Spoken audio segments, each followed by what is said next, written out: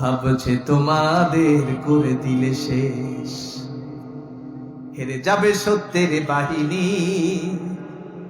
ওরা জানে না যে হাদি জীবন দিয়ে লিখেছে ইনসাফের কাহিনী। ঠিক কিনা? হাদির মতো একটা যুবক যে কোন বাংলাদেশের উল্লেখযোগ্য কোন দল না হয়ে নির্দ্বিধায় দাঁড়িয়ে গেলেন,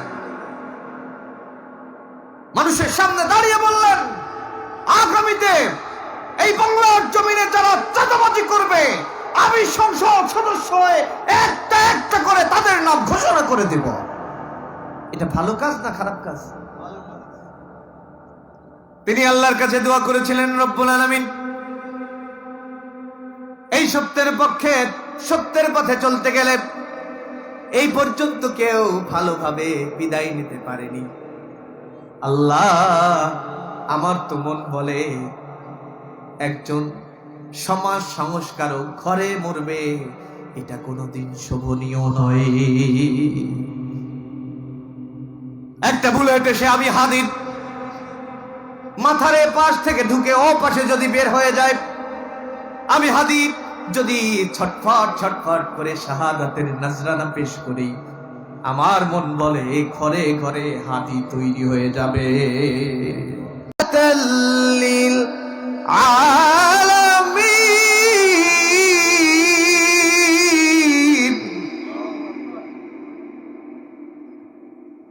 গোটা পৃথিবী যখন অন্ধকারে নিমজ্জিত, একটি শান্তির সূর্য, একটি মাত্র মুক্তির সূর্য দেখার জন্য গোটা পৃথিবীবাসী অধীর আগ্রহে আগ্রহবান। ঠিক তখনই আল্লাহ তাআলা বিশ্ব নবীকে পাঠালেন গোটা বিশ্ববাসীর জন্য রহমত বানিয়ে। জোরে বলেন সুবহানাল্লাহ। এমন একটি সমাজে পাঠালেন যেই সমাজের নেতা ছিল আবু জাহেল, আবু সুফিয়ান, উতবা, সাইবা, ওয়ালিদ ইবনে মুগীরা। তাদের চারিত্রিক বৈশিষ্ট্য ছিল, মক্কা নগরীতে যদি কেউ ব্যবসা বাণিজ্যের জন্য ঢুকত, ব্যবসা শুরু করুক আর না করুক, ব্যবসায়ী কাজে ঢুকলে আবু জেহেলকে সাদা দিয়ে ঢুকতে হতো। নাউজুবিল্লাহ বললেন না? সমাজের নেতা আবু জাহেল ইয়াসরিব থেকে বণিকেরা আসে, ব্যবসায়ীরা ব্যবসা করতে মক্কায় অনুপ্রবেশ করলে চাঁদা দেওয়া লাগে। আরো একজন মক্কার নেতা ছিল, নাম তার আবু সুফিয়ান, উতবা, সাইবা, ওয়ালিদ ইবনে মুগীরা। আবু জাহেল একবার চাঁদা নিয়েছে, ব্যবসায়ীর সাথে দেখা হয়েছে, বলে তুমি কি জন্য এসেছো? ব্যবসা করতে এসেছি। চাঁদা দিয়েছো? হ্যাঁ দিয়েছি। কারে দিয়েছো? আবু জাহেল রে দিয়েছি। আবু সুফিয়ান বলে, কই আমারে তো দাওনি, আমারেও চাঁদা দেয়া লাগবে। ওয়ালিদ ইবনে মুগীরা সে একবার নেয়, তার মানে বোঝা গেল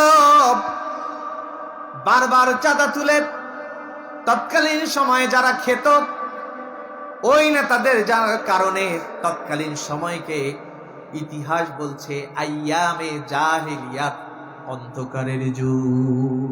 কিসের যুগ? অন্ধকারের যুগ। কারণ আমার জিনিস আমি খাবো, ট্যাক্স কেন দেবো, এত কেন দেবো, তাই না? আমার মাইকালা ভাই সারা রাত পরিশ্রম করে না?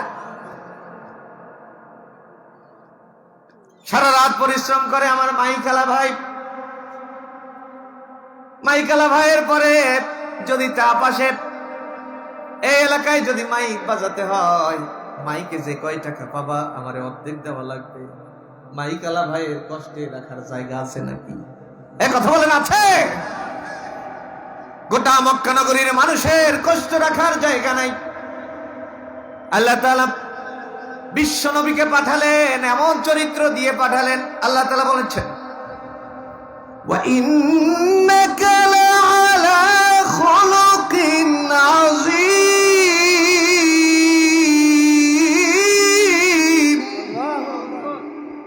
একটু জোরে বলেন আল্লাহু আল্লাহু আকবার।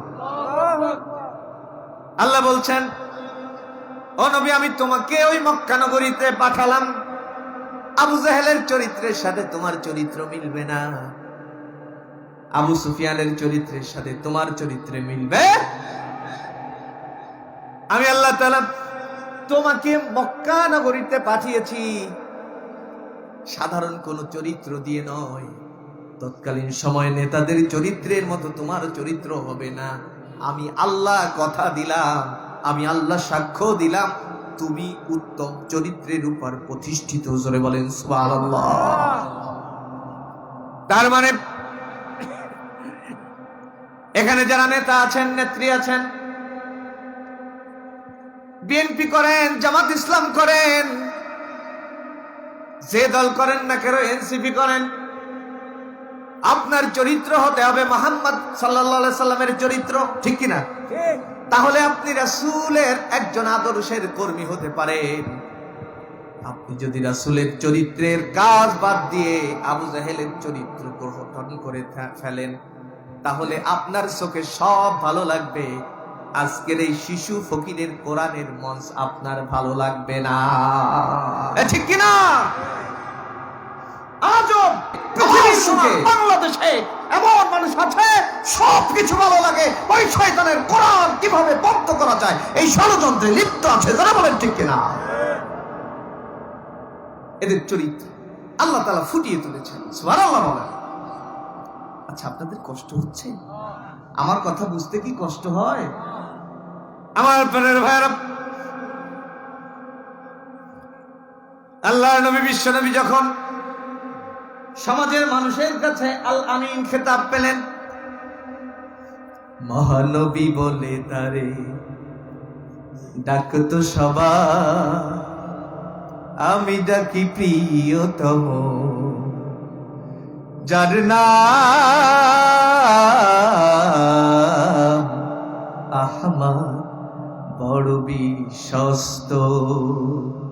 সে কোন বন্ধু বলো, বড় বিশ্বস্ত, যার কাছে মন খুলে দেয়া যায়, যার কাছে সব কথা বলা যায়, হওয়া যায় বড় বিশ্বস্ত। সুবহানাল্লাহ। আবু জাহেলের পার্সোনাল অ্যাসিস্ট্যান্ট, কিনে আনা গোলাম, মুহাম্মদ সাল্লাল্লাহু আলাইহি সাল্লামের কর্মী সেজেছে। সুবহানাল্লাহ। একজন নেতা ছিল, তার নাম হচ্ছে ওয়ালিদ ইবনে মুগীরা। নাম কি? জোরে বলেন, নাম কি? ওয়ালিদ ইবনে মুগীরা যখন দেখলো মুহাম্মদ সাল্লাল্লাহু আলাইহি সাল্লামের পিছনে কর্মী বাহিনী বেশি, আদর্শের মূর্ত প্রতীক তিনি, কি করা যায়? মুহাম্মদ সাল্লাল্লাহু আলাইহি সাল্লামকে কোনোভাবেই থামানো যাচ্ছে না। আল্লাহর নবীকে ইচ্ছা মতন গালাগালি শুরু করে দিলেন। আজও দেখবেন ভালো কাজে অনেক গালাগালি করা মানুষ খুঁজে পাওয়া যায়, যায় না? এই শিশু ফকির ওখানে ব্যবসা শুরু করেছে, বলে কি বলে না, এত পাহাড়ের পাদদেশে কনসার্ট হয়, উলঙ্গপর হয়, ড্যান্স হয়, নাচ হয়, ওই শয়তানের ওখানে কোনো কমেন্ট নেই। এই শিশু ফকির বাংলাদেশের সব থেকে বড় বড় মুফাসসিরদেরকে একত্রিত করে জনগণকে কোরআন শোনাতে চায়, এখানেই ওর সব অজুহাত। তার মানে হচ্ছে শয়তানে ধরেছে। তোরা বলেন ঠিক কিনা? উচিত ছিল। কষ্ট পাচ্ছেন না তো? আল্লাহর নবী বিশ্ব নবী কোরআনের দাওয়াত দেন। মক্কা নগরীতে বিশ্ব নবীর অনেক দাম, অনেক সম্মান, সবাই ডাকে আল আমিন, as-সাদিক বলে। ওয়ালিদ ইবনে মুগীরার আর সহ্য হয় না। এতকাল আমরা এই মক্কা নগরীতে লিডারগিরি করলাম, কি পেলাম? ডাক দেই, কর্মী পাওয়া যায় না। মুহাম্মদ সাল্লাল্লাহু আলাইহি সাল্লাম ডাক দেয়, কর্মীর অভাব হয় না। শুনে বলেন সুবহানাল্লাহ।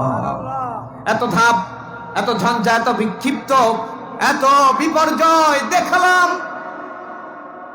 তারপরেও কর্মী কমে না, কর্মী বাড়িয়ে দেন কে? আল্লাহ। ওয়ালিদ ইবনে মুগিরা ইচ্ছা মতন গালাগালি শুরু করে দিল। আল্লাহর নবী বেশি কিছু বললেন না, যেহেতু তিনি উত্তম চরিত্রের উপর প্রতিষ্ঠিত। ইমানদারেরা কোনোদিন গালাগালি করে না, সভ্য ভাষায় যা বলে গালাগালির থেকে অনেক কিছু হয়ে যায়। আল্লাহর নবী বললেন, কোন সভ্য, কোন বৈধ সন্তান নবীদেরকে গালি দিতে পারে না। সুবহানাল্লাহ। নবীর কথা কত চমৎকার। ওয়ালিদ ইবনে মুগিরা যেহেতু কাফের, সাধারণ কোন কাফের না, বাংলা কাফের না, আরবি কাফের। আজকে আমার সমাজে অনেক মানুষ পাওয়া যায়, অনেক চোখে, নিজের চোখে দেখেছি, কোরআনের কথা বলেছি, আয়াত তেলাওয়াত করেছি, যেই লোকটা আল্লাহু আকবার বলে চিৎকার করলো, ওই কোরআনের ব্যাখ্যা শুরু করে দিলাম, বেচারি এখন খুব রাগান্বিত হয়েছে। এমনকি স্টেজ থেকে নেমে বলেছে, ওই বক্তারে 5 মিনিটের ভিতর নামিয়ে দিবি। এইরকম জালিমের মুখ আমরা সমাজে দেখিছি কি দেখি নাই? কথা বলেন, দেখেছি কি দেখে নাই? সব দেখেছি। ওয়ালিদ ইবনে মুগিরাকে বলল যে কোন বৈধ সন্তান এমন কাজ করতে পারে? ওয়ালিদ ইবনে মুগিরার টনক নড়ে গেল, যেহেতু আরবি কাফের। বাড়িতে গিয়েছে, খোলা তলোয়ার নিয়ে, বৃদ্ধা মা বেঁচে আছে, বাবা মারা গিয়েছে। মাকে ডাক দিল, মা, ও মা, দরজা খোলো। কিন্তু সন্তানের মায়ের ডাকের ভিতরে মমতা পেল না, সন্তানের ডাকের ভিতরে রাগান্বিত ভাব পেয়ে মা একটু দেরিতে দরজা খুলে বলছে, বাবা কি ব্যাপার, তলোয়ার কেন খোলা, কি হয়েছে বলো? বলছে, মা, তোমার জানা মতে মুহাম্মদ সাল্লাল্লাহু আলাইহি সাল্লাম জীবনে কোনোদিন মিথ্যা কথা বলেছে নাকি? বলছে, না, মুহাম্মদ সাল্লাল্লাহু আলাইহি সাল্লাম মিথ্যা বলেনি। সুবহানাল্লাহ বলেন। একজন কাফের নেতা তার মায়ের কাছে জিজ্ঞাসা করছে, মুহাম্মদ সাল্লাল্লাহু আলাইহি সাল্লাম সম্পর্কে তোমার কি ধারণা? মুহাম্মদ কি মিথ্যা বলে?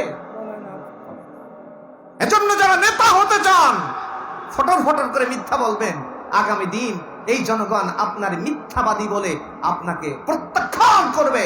আপনি সত্যর পক্ষে দাঁড়াবেন, আপনি যে দল করেন না কেন, আপনি রাসূলের কর্মী হিসেবে নিজেকে স্বীকৃতি দিতে পারবেন। সুবহানাল্লাহ বলেন। রাসূলের আদর্শের কর্মীরা, নেতারা কোনোদিন মিথ্যা কথা বলতে পারে? আমার প্রাণের ভাইরা, ওয়ালিদ ইবনে মুগিরা মাকে বলছে, মা, সত্য করে বলো, আমার পিতার নাম কি? বলছে, হ্যাঁ, তোর পিতা তো ঠিক আছে, তুই তো ওয়ালিদ ইবনে মুগিরা। আরে কেন, কি হয়েছে বাবা বল? বলছে, মুহাম্মদ সাল্লাল্লাহু আলাইহি সাল্লাম বলেছে, কোন বৈধ পিতার সন্তান রাসূলদেরকে গালি দিতে পারে না। মা, আমি আমার রাগ কন্ট্রোল করতে পারিনি। ও মা, আমি রাগ কন্ট্রোল না করতে পেরে মুহাম্মদকে গালি দিয়েছি। আর হাসি মুখে আল্লাহর নবী ব্যথা পেয়ে এই কথাটা বলেছে। মা বলছে, বাবা রে, মুহাম্মদ যদি বলে থাকে এই কথা কোনোদিন মিথ্যা হতে পারে না। বৃদ্ধা মানুষ চোখের পানি ছেড়ে দিয়েছে, বলছে, বাবা রে, শোন, তোর পিতা ছিল এই এলাকার লিডার, কিন্তু সমস্যা একটু ছিল, ঘরের ভিতরে আমার মনোরঞ্জন করতে পারতো না বলে তোর পিতার রাখালের সাথে আমার জীবনের সাথে একটা সম্পর্ক হলো। সেই সময় তুই পেটে আসলি, তোর পিতা গিয়েছিল ব্যবসার কাজে বাইরে, আসার পরে টের পেল তোর পিতাকে বলেছিলাম, তুমি যদি এই মুহূর্তে আমারে কিছু বলো, আমি সমাজের কাছে জানিয়ে দিব তোমার স্ত্রীর পেটে অবৈধ সন্তান, তাইলে ওয়ালিদ তোমার কিন্তু নেতাগিরি থাকবে। এই জন্য তোর পিতাকে যা বলেছিলাম তোরেও তাই বলি, শোন ওয়ালিদ ইবনে মুগিরা, শোন, এই মক্কাবাসীর কাছে যদি আমি জানিয়ে দেই রাখালের ভূমিষ্ঠ করা সন্তান হচ্ছে তুই, এই মক্কাবাসী তোরে লিডার মানবে না। তোর পিতাকে যা বললাম তোরেও তাই বললাম, শোন, চেপে যা। ওয়ালিদ ইবনে মুগিরা চেপে গেল, কিন্তু আল্লাহ তাআলা কোরআন আল কারীমের মাধ্যমে গোটা জাতিকে জানিয়ে দিলেন, যুগে যুগে ইসলামী কাজে বাধা দিবে যারা, ওয়ালিদ ইবনে মুগিরার মতো যার সন্তান তারা। কথা কার? আমার না আল্লাহ? আর জোরে বলেন কার? আল্লাহ রাব্বুল আলামিন জানিয়ে দিলেন, ও দুনিয়ার মানুষ শোনো, ওয়ালিদ ইবনে মুগিরার ব্যাপারে তোমাদের যে ধারণা, আমি আল্লাহ তাআলা বলছি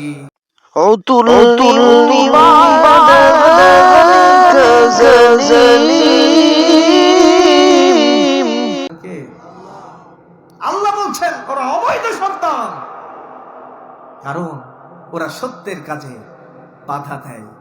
তাহলে কি সত্য বন্ধ হয়ে যাবে? মৃত্যুর আগের কথাগুলো বলছি, শুনেছেন না আপনারা? হাদি বললেন আমার একটা সন্তান আছে, ওই সন্তানটাকে তোমরা দেখে রেখো, কারণ ওই সন্তানের পিতাই তো আমি যদি না থাকি ওই সন্তান তোমাদের সন্তান। আয়াতে কারিমার শানে নুজুল অলরেডি বলা হয়ে গিয়েছে। আল্লাহ রাব্বুল আলামিন আপনাকে আমাকে এজন্য ডেকে বলছেন, ও দুনিয়ার মানুষ শুনে রাখো, তোমরা এত কিছু দেখে কেন তোমরা বসে আছো? আমালাকুম লা তুকাতিলুনা ফি সাবিলিল্লাহ,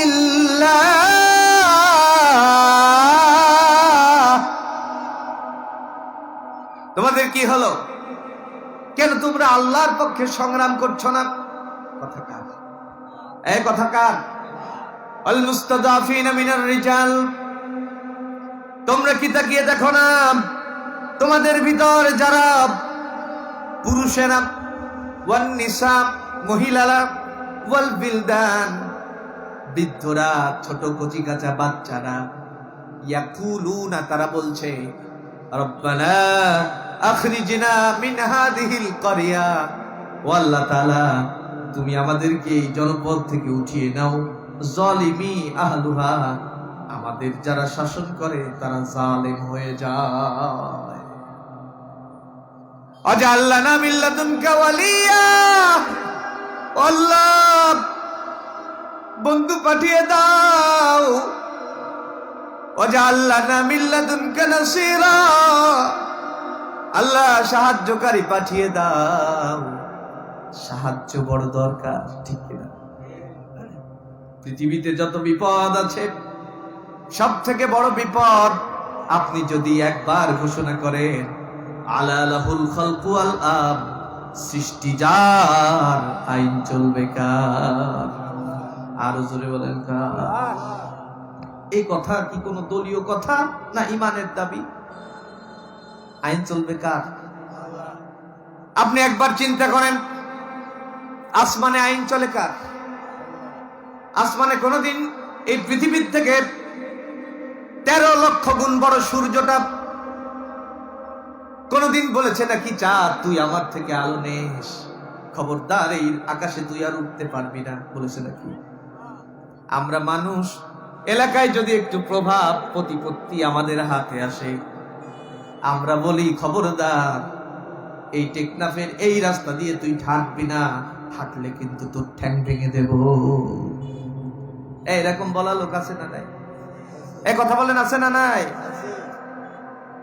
অপেক্ষা করুন আপনি, একদিন তোমার হবে বিচার, পার পাবে না দুনিয়ার ক্ষমতা, হতে যদি পারো নবীজি রাশিদ, ফুলসিরাতে পার হয়ে যাবে ঠিক। তৈরি থেকো, তৈরি রেখো এ কোরআনী জীবন বিধান, একদিন তোমারই নাম মসজিদে হবে।